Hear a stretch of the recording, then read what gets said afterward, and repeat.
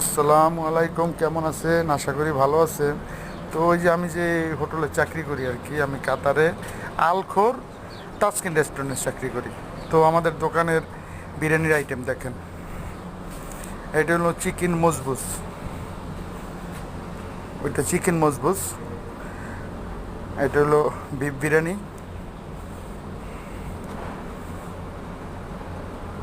এটা মাটন বিরিয়ানি। দেখেন কালারফুল চাই এখানে।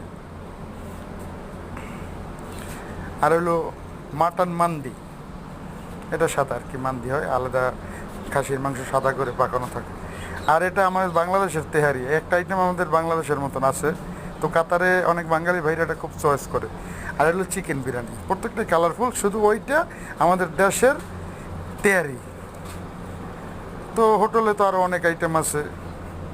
তো কাতারে বিশেষ করে আমি যে হোটেলটা চাকরি করি ওটা বাঙালি রেস্টুরেন্ট, খুব ভালো।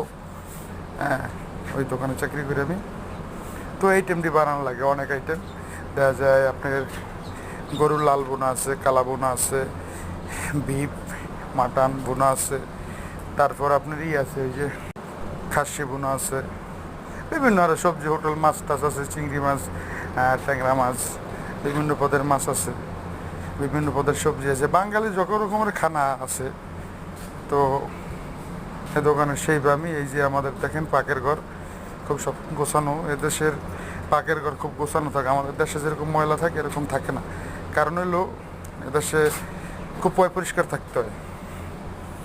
তো সবাই আমাদের জন্য দোয়া করবেন, যেন প্রবাসে আইছি, প্রবাসায় হোটেলে কাজ করতেছি, এবং আপনাদের দোয়া পাইলে এই গরমের ভিতর, তো প্রচণ্ড গরম, এসি লাগানো আছে, তো এসি লাগানো থাকলেও প্রচণ্ড গরম। বিশেষ করে কাতারে যারা থাকে তারা বুঝে, কাতারে বহুত গরম।